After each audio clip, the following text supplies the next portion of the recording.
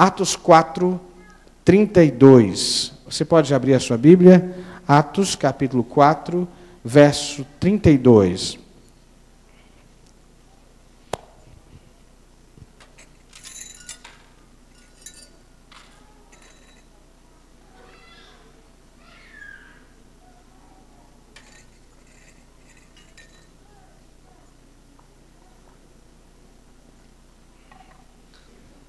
Amém? Todos os que creram pensavam e sentiam do mesmo modo. Atos 4:32. Ninguém dizia que as coisas que possuíam eram somente suas, mas todos repartiam uns com os outros tudo o que tinham. Com grande poder, os apóstolos davam testemunho da ressurreição do Senhor Jesus, e Deus derramava muitas bênçãos sobre todos. Não havia entre eles nenhum necessitado, pois todos os que tinham terras ou casas as vendiam, traziam o dinheiro e o entregavam aos apóstolos. E cada pessoa recebia uma parte de acordo com a sua necessidade. Foi assim que José vendeu um terreno dele, entregou o dinheiro aos apóstolos. José era levita e havia nascido na ilha de Chipre. Os apóstolos o chamavam de Barnabé, que quer dizer aquele que dá ânimo. Amém? Que o Senhor nos abençoe. Hoje é dia de Santa Ceia e Paulo, quando dá a instrução a respeito da Santa Ceia, Paulo diz assim: cuidado para que todos vocês estejam em santidade e em comunhão quando for participar da ceia. Em outras palavras, ele diz assim: examine o homem a si mesmo. Então, participe do pão e do cálice. E participe da ceia. E depois, advertindo os irmãos, ele diz assim, ele denuncia os pecados que haviam na igreja, e ele diz: é por esta razão que há muitos fracos e doentes no meio de vós. A palavra de hoje tem a ver com ser uma igreja forte. Ser igreja forte, relevante e saudável. Ser igreja forte, ativa, dinâmica e saudável. E quando eu estou falando de ser igreja, eu não estou pensando no prédio, eu não estou pensando nos ministérios, eu estou pensando em você, na sua vida. Quando você ouve ser igreja, você pensa assim: ser um discípulo. Ser um discípulo que vive a plenitude dos sonhos de Deus. Ser um discípulo, ser uma pessoa que vive tudo que Deus sonhou para mim. Porque, na verdade, eu só vou conseguir vivenciar o plano de Deus por completo quando eu entendo a minha identidade em Cristo. Enquanto eu não consigo perceber o plano de Deus para a minha vida, eu tenho uma noção embaçada, confusa do que a minha vida deve ser. E é por isso que até você ter um encontro real com Jesus, você fica batendo de porta em porta na sua vida. Você busca alegria e felicidade no trabalho, você busca alegria e felicidade na família, você busca alegria e felicidade num relacionamento. E todas essas coisas trazem alegria, mas não aquela que dá sustento para a vida. Não aquela que dá direção para a vida, não aquela que dá sentido para a vida. A alegria e a satisfação que dá sentido para a vida é apenas aquela que brota da revelação de que Deus tem a meu e ao seu respeito. Você pode dizer para a pessoa que está perto de você: Deus sonhou com você. Deus tem um plano a respeito da sua vida. Deus tem um projeto a respeito da sua vida. E a plenitude só acontece quando eu me vejo nesse projeto.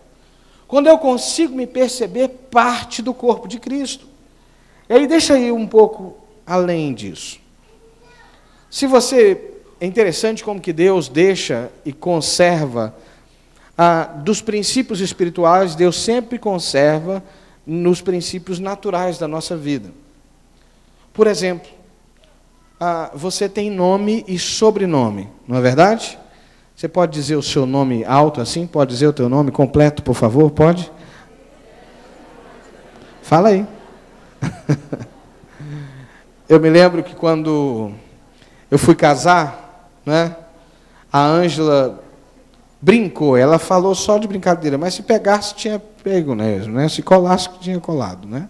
Ela falou assim: não vou colocar o teu nome não, né? Você ouviu isso? Vai dar um trabalho, eu vou ter que mudar meus documentos todos e não sei o que. Ela ficou quase 10 anos para mudar os documentos depois que a gente casou, não é? E quando ela me falou isso, eu fiquei muito nervoso. Eu falei com ela: mas que isso? Você está rejeitando o meu nome? Eu tenho orgulho do meu nome é uma coisa assim. Eu fiquei falando para ela. Porque, de alguma maneira, o nosso nome fala da família a que a gente pertence. Todo mundo precisa se sentir parte de algo. A pior dor que o ser humano pode experimentar não é física. É a dor de não conseguir se perceber conectado a nada e a ninguém. A ausência de pertença, a ausência de senso de paternidade, aliás, a orfandade, é a maior dor que um ser humano pode experimentar.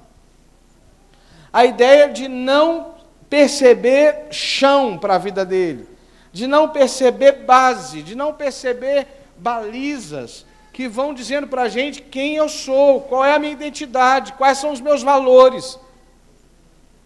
Quais são as coisas importantes para mim? Não é por acaso que o nosso país está do jeito que está e o mundo está do jeito que está, porque cada dia mais o diabo atenta contra os valores da família e tenta destruir isso, dando uma sensação que a ausência de valores, que a ausência de bases, que a ausência de princípios é que é vida. Mas, na verdade, é uma vida confusa, vazia.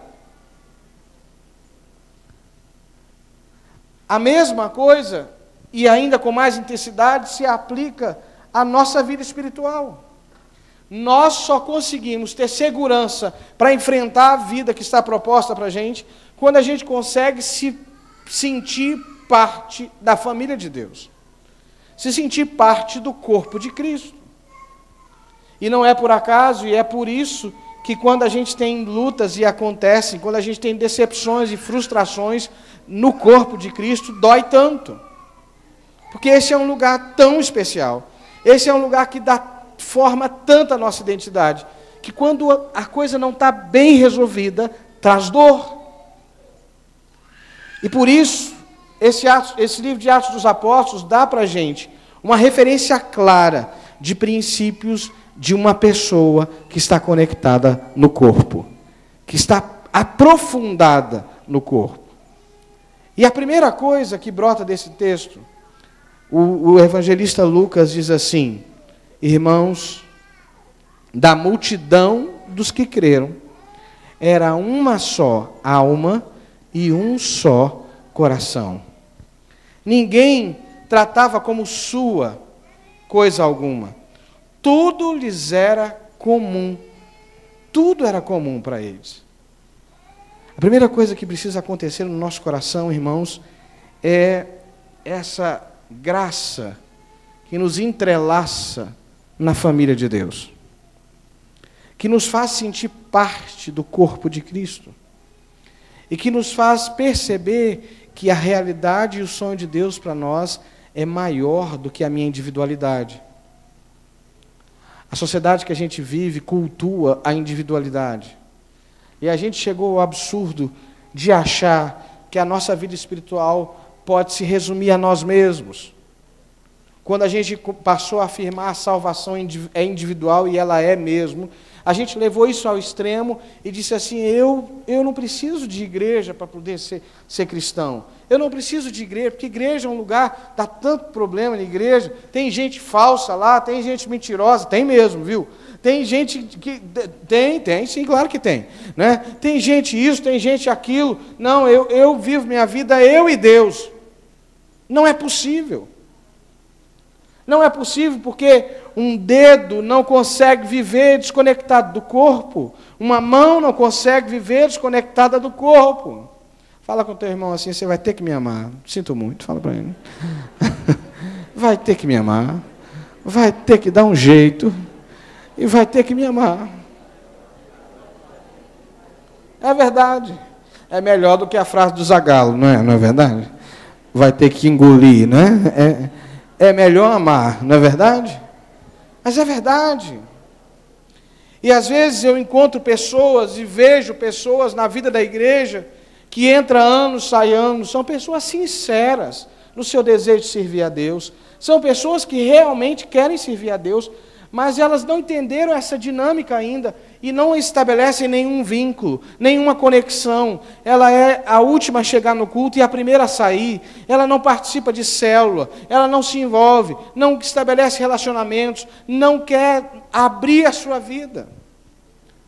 Lucas fala de que eles distribuíam as suas propriedades. O dízimo, a oferta, é uma expressão disso. É claro que eles viveram isso de maneira muito mais intensa. Mas não é só recurso financeiro que a gente reparte dor, a gente reparte sonho, a gente reparte angústia, a gente reparte expectativas, esperanças, frustrações. A igreja é esse lugar complexo onde a nossa vida pode ser tudo que ela é. Onde a gente não precisa se fazer de santo, a gente não precisa ter cara de santo barroco, né? Que fica com aquela carinha bonitinha, arrumadinha. Não, a gente pode ser o que é verdade em nós e dizer assim: eu estou aqui, precisando de ajuda, precisando da graça de Deus, precisando do socorro de Deus, o meu casamento não vai bem, os meus filhos não estão num bom relacionamento comigo, mas eu amo ser igreja, eu preciso da igreja, eu quero me abrir à igreja, e Deus opera milagres na sua vida. Sabe? A irmã Edmeia, que vem aí de semana que vem, ela ministrou aqui uma vez uma palavra falando sobre aquele texto de Ezequiel, que Deus chama Ezequiel para andar nas águas, e ele começa a andar nas águas, e as águas estão no tornozelo, e ela disse o seguinte, para mim marcou muito, ficou marcado: tem muita gente que entrou na água, mas parou nessa etapa da água no tornozelo, e aí o pé está molhado, tem cheiro das águas, você sente que é nas águas, mas você, quando está com o pé no tornozelo, água no tornozelo, você faz o que você quiser. Você pula para lá, pula para cá, continua nas águas, mas você é quem rege o destino da sua vida. E aí ela diz, na medida que você começa a andar mais, a água vem para o joelho, vem para a cintura, vem para os ombros, e aí você não tem mais domínio. Aí a força das águas é maior sobre a sua vida. É a força das águas que direciona você. Falando em força das águas, o que foi aquilo ontem, né? Meu pai, não é? Estabelecer esse vínculo e esse nível de comunhão de que Lucas fala é isso. É você sair da superficialidade. É você sair de uma vida rasa e caminhar para um lugar mais profundo. E posso te falar, você vai dizer assim: ah, pastor, você não sabe da minha história. Eu confiei em fulano e ele me decepcionou. Eu acredito, querido. Porque eu já decepcionei pessoas e já fui decepcionado e já me decepcionei também. Mas isso não nos faz menos corpo de Cristo, porque é isso mesmo. Quem é casado aqui há mais de 5 anos? 5 anos. Você já se decepcionou com sua esposa, com seu marido? Só um pouquinho, né? Quem está namorando aqui? Está namorando. Já teve algum momento de frustração com o namorado? Vai dizer que não, né?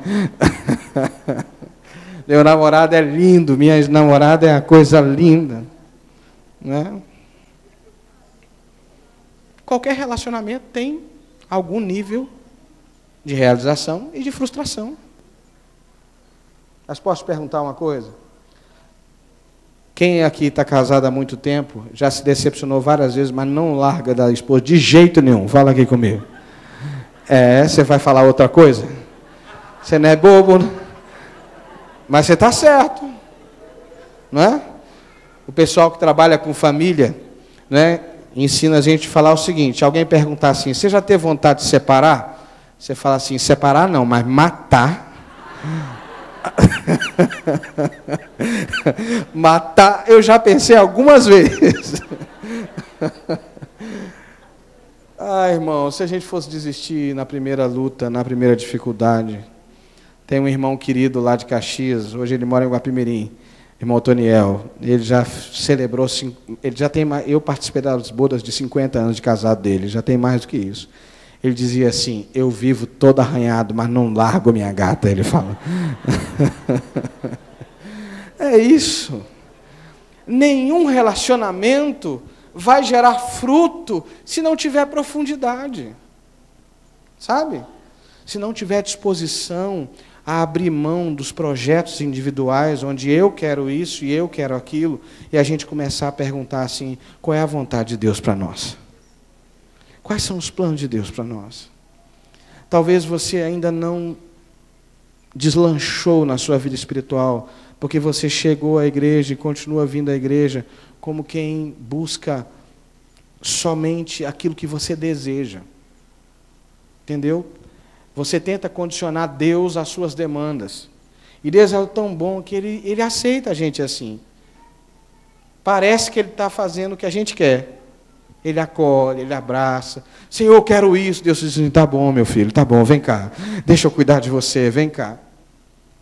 Mas enquanto você não se render de verdade, deixar que Jesus dirija a sua vida, deixar que a vida de Deus e a vida da igreja aponte o norte para você, e da igreja não é da igreja metodista, não é desse prédio, a vida da igreja, do corpo de Cristo, direciona a sua vida, você vai continuar somente até onde você aguenta, até onde você pode. Ontem, lá no retiro, num momento muito especial com os adolescentes, não é? E eu acho que todo pai queria estar lá para ver, né? Chegou um determinado momento, meu filho estava no altar, assim, com as mãozinhas assim, rendidas, né? Eu chamei ele, peguei ele, coloquei ele nos ombros e fiz um ato profético com ele. Falei assim, meu filho, eu quero que você veja o que seu pai vê, e veja ainda mais longe do que eu estou vendo. É assim a família de Cristo. A partir da experiência do meu irmão, eu vejo o que ele está vendo e vejo ainda mais longe do que ele. Entendeu? Então a primeira coisa, Deus quer gerar isso. Deus quer gerar conexões profundas, espirituais, sabe? Profundas, sabe? Que não são tiradas de qualquer maneira. Deus quer gerar impressões espirituais na sua vida, no corpo, na vida do corpo, que marquem você para sempre. E para isso precisa haver um nível de abertura, de disposição de correr risco mesmo, de se expor, de se abrir, de vir aqui e se rasgar por inteiro. Tem gente aqui na igreja que todo apelo que eu faço está aqui, você está certo. É isso mesmo, querido. E vem e rasga, e vem e se entrega, é isso mesmo. Porque é à medida que você se expõe, que você também se abre para receber daquilo que Deus preparou para você. E tem uma outra coisa, quando você começa a participar daquilo que Deus já está fazendo. Houve um tempo na minha vida espiritual, e isso era muito comum no Brasil, rodou uma teologia aí, dizendo isso, que eu tinha que dizer para Deus exatamente o que eu queria, como se Deus não soubesse o que fazer. Aí, se alguém queria um namorado ou uma namorada, tinha que dizer que a altura, a cor do cabelo, né, o valor do contra-cheque. Vocês lembram disso, não? Lembra? Então, houve uma época assim, graças a Deus passou. Fala assim, graças a Deus, graças a Deus. Passou. Onde a gente se esqueceu da soberania de Deus. A minha oração hoje é perceber o que Deus já está fazendo. Quantos acreditam que Deus está fazendo uma obra extraordinária? Deus está fazendo uma obra. Tudo que eu preciso é me conectar ao que Deus está fazendo. É perceber o fluxo. Você já ouviu alguém dizer assim para você? Segue o fluxo. Sabe? Segue o fluxo. Você precisa seguir o fluxo. E não é com a maioria não, porque às vezes não é a maioria que está no fluxo. Tem que perceber o fluxo do Espírito, o fluxo da revelação de Deus. Deus está falando de igreja em movimento. Deus está falando de viver o extraordinário. Deus está falando de disposição de se render, de viver uma vida sobrenatural. Então você precisa começar a entrar nesse fluxo, entrar nessa linha. É isso que Lucas está dizendo. Eles tinham o mesmo pensamento. Era uma alma e um só coração. Às vezes, irmãos, a gente chega na igreja e a gente espera que a igreja seja parecida comigo, com o que eu penso, com o que eu quero. Todo lugar que eu chego, eu digo para os discípulos mais próximos, digo assim, olha, eu já mudei muito e eu vou continuar mudando. Tem ovelhas que de repente se aproximam de mim de novo, depois de muito tempo, e às vezes eles dizem assim, nossa pastor, o senhor mudou muito. Mudei mesmo, e continuei mudando, e continuo mudando, porque eu sirvo um Deus vivo. Não tem como passar, entra ano e sai ano, eu continuo do mesmo jeito. Não tem mudança. Entende, queridos? Deus está nos chamando a esse nível de comprometimento. Uma segunda coisa, olha aí comigo o versículo 33. Verso 33. Com grande poder, os apóstolos davam testemunho da ressurreição de Jesus, e Deus derramava bênçãos sobre todos. Fala comigo assim, com grande poder. Com grande poder.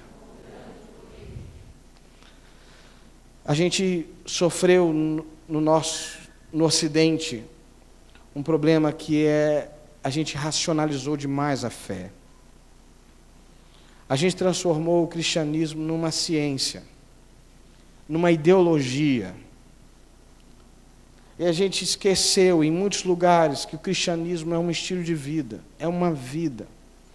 E Jesus fez uma promessa para os seus discípulos, ele disse assim, estes sinais haverão de acompanhar aqueles que creem. Em meu nome vocês curarão os enfermos, em meu nome vocês expulsarão demônios, ressuscitarão mortos, estes sinais acompanharão os que creem. Sabe, irmãos, o meu sentimento e a minha convicção é que Deus está levantando uma geração que vive o sobrenatural de maneira natural. Como é que é isso, pastor? Viver o sobrenatural de maneira natural. A gente vive sinais e maravilhas de maneira natural quando a gente não se relaciona com Deus por causa dos sinais. Mas quando a gente se aprofunda em Deus com toda a força, e aí porque nós estamos em Deus e porque Deus está em nós, os sinais simplesmente acontecem. Ou seja, à medida que eu me entrego a esse jeito de ser igreja, à medida que eu me torno mesmo igreja, e não sou apenas mais um adepto da igreja, um simpatizante da igreja, eu sou igreja de Jesus, eu vivo igreja de Jesus, eu começo a experimentar o que é próprio da igreja de Jesus. Eu começo a ver Deus agindo através da minha vida, da tua vida. Eu falo e Deus usa do que eu falo para poder tocar a vida das pessoas, porque na verdade Ele me deu as palavras para falar. Deus vai começar a gerar pessoas na perto de você, que você vai orar e elas vão ficar curadas. Você vai clamar pelo extraordinário, o extraordinário vai acontecer.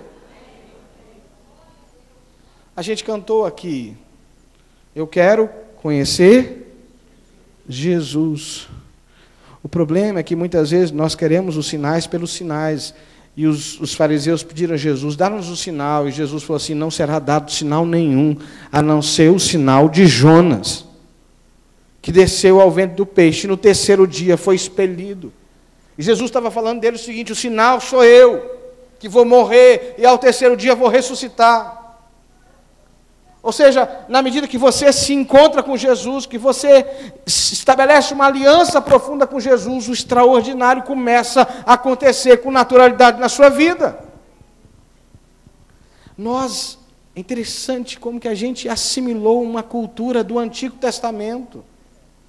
No Antigo Testamento era o seguinte, Deus escolhia alguns homens especiais, e através deles Deus profetizava. Através deles Deus curava. Através deles Deus fazia coisas extraordinárias. Só que no Novo Testamento é outra dispensação. A profecia é o seguinte, eu derramarei do meu Espírito sobre toda a carne. Os vossos filhos, as vossas filhas, os servos, todos receberão do meu Espírito. Fala com o meu irmão, comigo assim, é sobre todos. Todos. É sobre todos. Ou seja, não há ninguém especial aqui, não há ninguém eleito de maneira especial para manifestar os sinais do reino de Deus. Os sinais do reino estão patentes a todos que creem no nome de Jesus.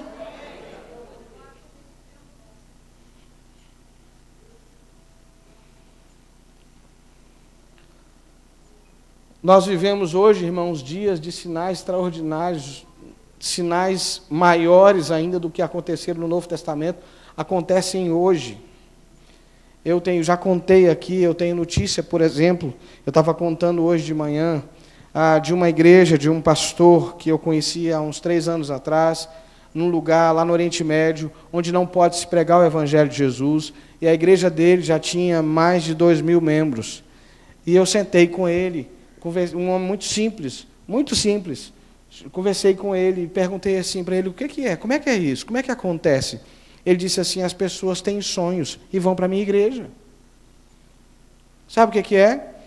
Lá não pode pregar o Evangelho, não pode falar de Jesus fora do templo. Então, Jesus faz o seguinte, do mesmo jeito que ele fez para Paulo, Jesus se apresenta para as pessoas, e ele diz assim, meu nome é Jesus, eu quero que você vá em tal lugar assim, assim, e lá eles vão dizer para você o que é. E as pessoas estão reconhecendo Jesus. Terroristas estão deixando uma vida de miséria e estão entregando a vida para Jesus. Mortos estão ressuscitando. No nosso tempo, no nosso século, num lugar onde a sociedade não importa, não interessa, não está preocupada, Deus está fazendo sinais e maravilhas. E Deus quer fazer sinais e maravilhas aqui também. Deus quer realizar os seus milagres aqui também. O problema é que muitos de nós, mesmo frequentando a igreja, ainda não conheceram Jesus. Ainda não se entregaram verdadeiramente para Jesus. Vivem uma vida religiosa, mas não se entregaram por inteiro a Jesus. Ainda são senhores de si mesmos. Ainda governam as suas próprias vidas. Ainda decidem para onde vão, onde deixam de ir. Abriram mão dessa liberdade, não abriram mão dessa liberdade. E continuam esperando que Deus os siga, que Deus os acompanhe, que Deus vá atrás deles, arrumando a sua vida, ajeitando a sua vida, enquanto é o contrário, eu que vou atrás de Jesus. Jesus diz assim, vinde após mim e eu farei de vocês pescadores de homens. Venham atrás de mim e eu vou mudar a história de vocês. Sabe, queridos, isso é tão sério, tão forte, que às vezes um novo convertido, que não tem experiência nenhuma na Bíblia, no conhecimento da palavra, mas ele guarda esse negócio. Os novos convertidos aqui, pode guardar, viu? Se você chegar num lugar, tiver uma pessoa cheia de demônios, você fala assim, sai em nome de Jesus, e vai sair. Se você estiver num lugar, tiver uma pessoa enferma, e Deus gerar no seu coração para orar por cura, ore por cura.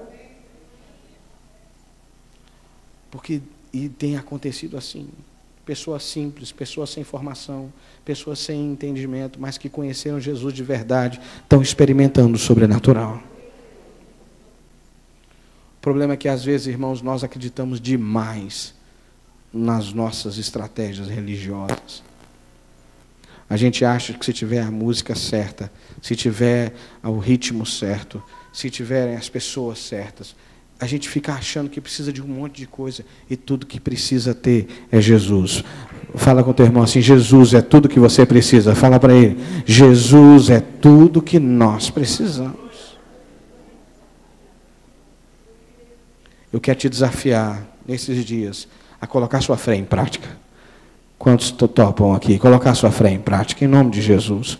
Comece a orar, comece a impor as mãos. Eu, às vezes, digo para os pais, o pai começa a ter problema, eu digo assim, ore pelo seu filho, ajoelhe na beira da cama dele, quando ele estiver dormindo, impõe as mãos, abençoa seu filho.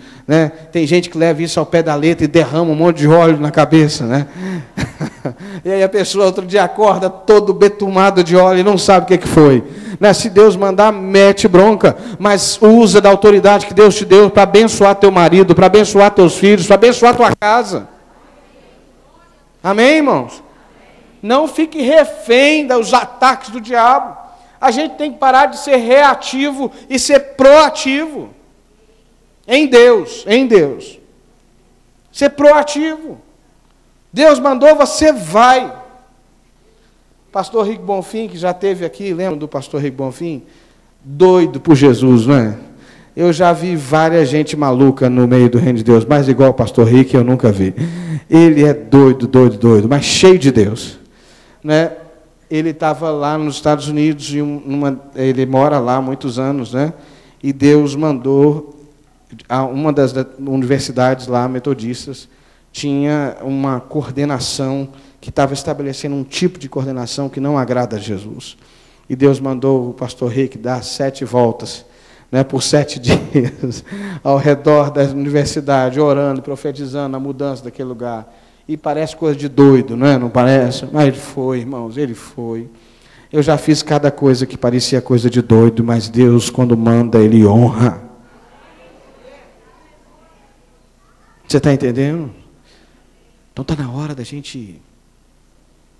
É claro que ninguém vai inventar, né?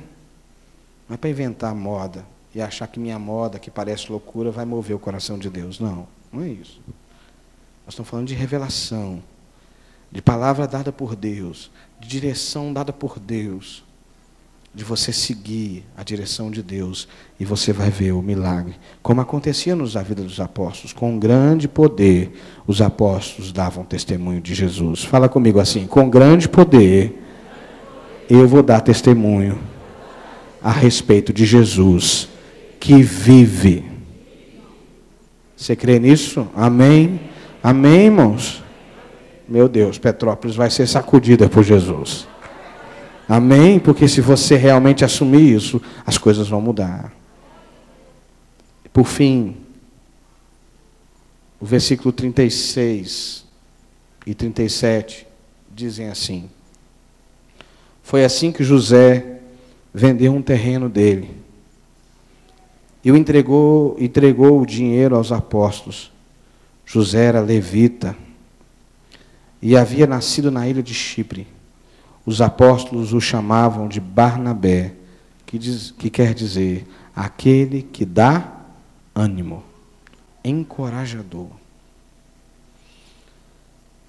A primeira coisa que nós dissemos aqui foi a respeito de ter o mesmo sentimento que houve em Cristo. Você, de fato, se conectar com a igreja de Jesus. O segundo princípio é você acreditar que, porque você é a igreja de Jesus, você pode e vai viver o extraordinário. E a terceira coisa é você ser radical na sua entrega, a ponto de não ter nada que te prenda, a ponto que a sua segurança deixa de ser as suas posses e as suas conquistas e passa a ser o Senhor. Eu ministrei essa palavra hoje nos 3 cultos. E cada uma é diferente, né? Tem gente aqui que me ouviu nos 3. Né? O pessoal do santuário está comigo desde 8 horas da manhã. Né? Mas Barnabé tem um desprendimento muito interessante. Barnabé era levita.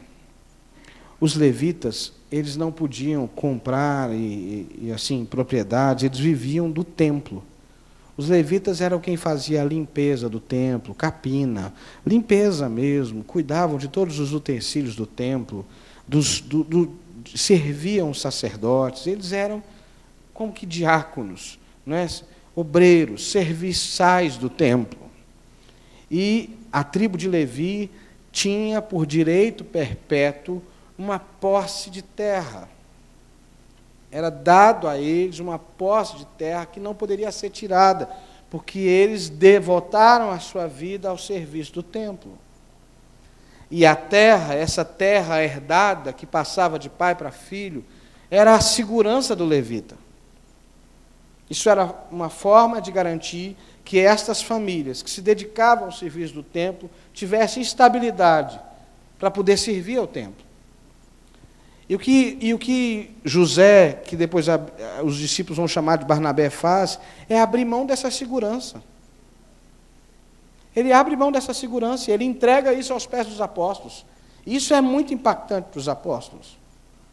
A gente não tem, pelo menos eu não me recordo no Novo Testamento, nenhuma experiência de um levita entregando tudo que tem. Porque a única coisa que os levitas têm são sua terra. É sua terra.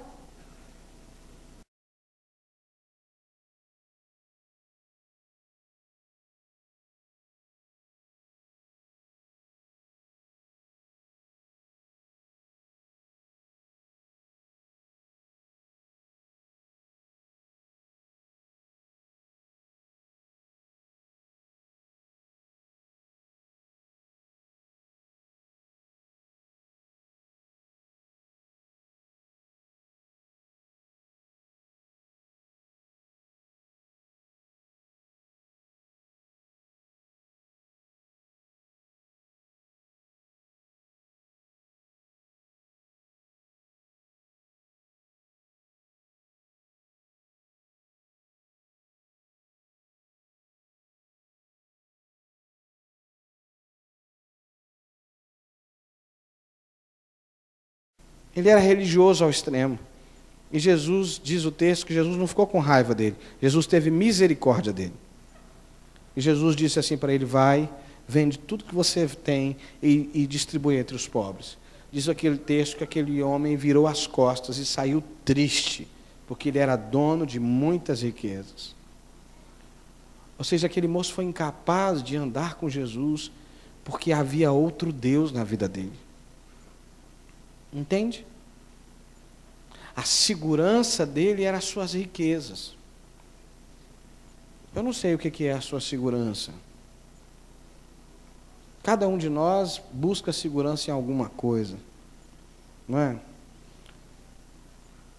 Eu sempre construí um nível de segurança a partir de uma vida reta que desse para mim credibilidade, que onde eu passasse, as pessoas saberiam que eu sou uma pessoa confiável, e eu pretendo continuar fazendo isso, né? Mas chegou um momento da minha vida que Deus gerou muita clareza no meu coração, que a minha segurança não vinha de me fazer confiável diante dos outros, mas de depender do Senhor. Porque às vezes eu vou decepcionar os outros. Às vezes eu vou seguir numa direção que algumas pessoas não vão ficar satisfeitas comigo. Mas se o Senhor é a minha segurança e essa é a vontade dEle na minha vida, eu vou fazer. Deus não vai me mandar fazer nada imoral. Deus não vai me mandar fazer nada ilegal. Deus não vai me mandar fazer nada que não seja correto. Mas muitas vezes nós vamos seguir numa direção que não agrada. E depois de um tempo, na medida que eu aprendi a viver isso, Deus me colocou em situações que, de fato, eu entrei em situações de muita vulnerabilidade, que na condição anterior eu não entraria, porque eu prezaria pela minha segurança, sabe? Por preservar aquela ideia de uma pessoa equilibrada, sóbria. Mas de alguns anos para cá, Deus me ensinou que antes importa obedecer a Deus do que aos homens. Eu não sei onde você colocou a sua segurança. Tem gente que acha a segurança trabalhando loucamente, de sol a sol, loucamente. E não para nada, porque acha que se continuar ativo e trabalhando, vai conseguir garantir o bem para os seus filhos. Tem gente que acha a segurança numa conta bancária gorda, vai juntando dinheiro. Petrópolis sofre disso. Tem gente com muito dinheiro estacionado nas contas aqui. Sabia disso? É só você conversar com algum bancário aqui que ele vai te contar. Gente que vê o saldo todo dia. Todo dia. Mas é incapaz de investir porque não quer correr risco. E fez disso a sua segurança. Sabe? Tem gente que montou a sua segurança em não confiar em ninguém. Eu não confio em ninguém, porque ninguém é confiável, só eu. E aí eu tenho que pôr a mão em tudo, porque se eu não pôr a mão não vai dar certo. E aí adoece, porque não confia em ninguém, não consegue se relacionar.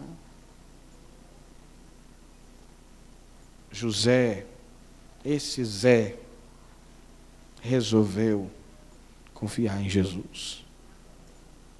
E ele abriu mão da sua segurança para viver o reino de Deus nessa terra.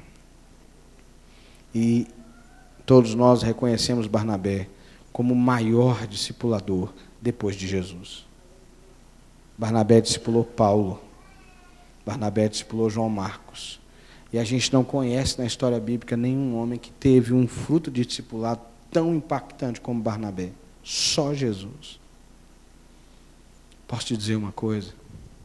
Se você não estiver disposto a se fazer vulnerável e fazer de Jesus a sua segurança, você não vai viver o milagre que Deus tem para a sua vida. Ao longo dessa minha vida de pastor, Deus já me propôs desafios que me deixaram extremamente vulnerável. O campus de expansão é um deles. É um deles. É uma loucura de Deus. Porque Aparentemente é desnecessário, porque a gente tem espaço aqui ainda. A gente podia fazer 10 cultos aqui durante o dia, mas foi revelação de Deus. Ir como missionário para o Nordeste foi outra loucura. Meus amigos diziam assim: você é louco, o que você vai fazer lá? Mas Deus mandou, e foi uma das melhores épocas da minha vida. Posso te dizer uma coisa?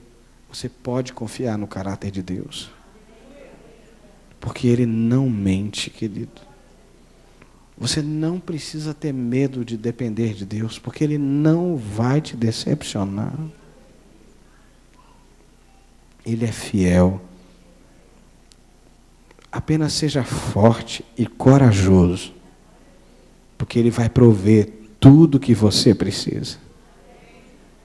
Às vezes Ele não dá para a gente um estoque grande, não. É a bênção de cada semana, né, Alessandra?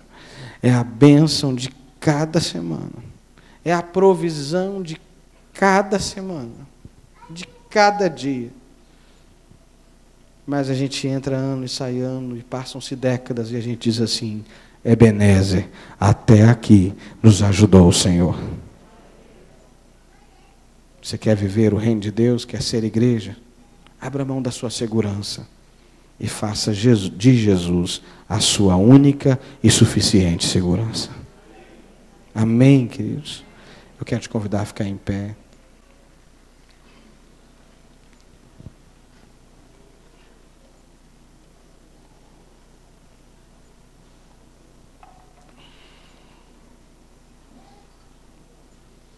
Juliano subiu aqui e eu me lembrei de um dia que o Juliano, esse moço aqui, se fez extremamente vulnerável.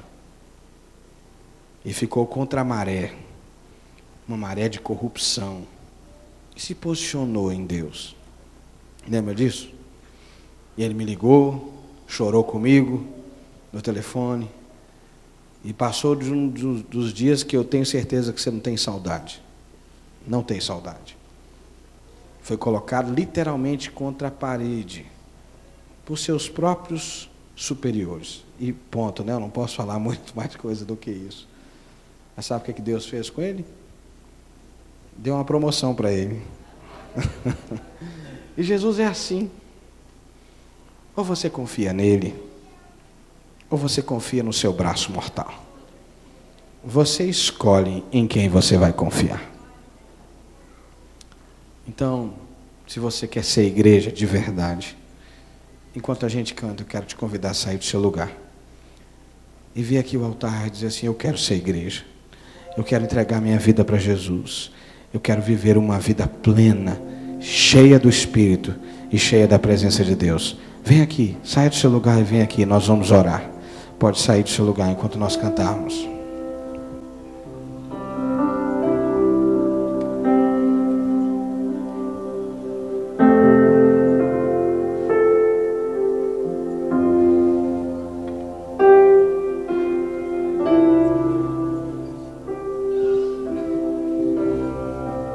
Pode vir, querido.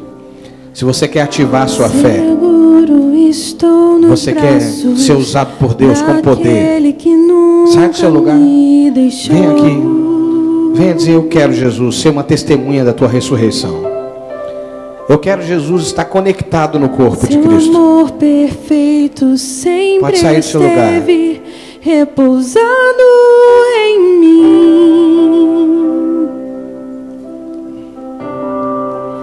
E se eu passar pelo vale, acharei conforto em teu amor, pois eu sei que é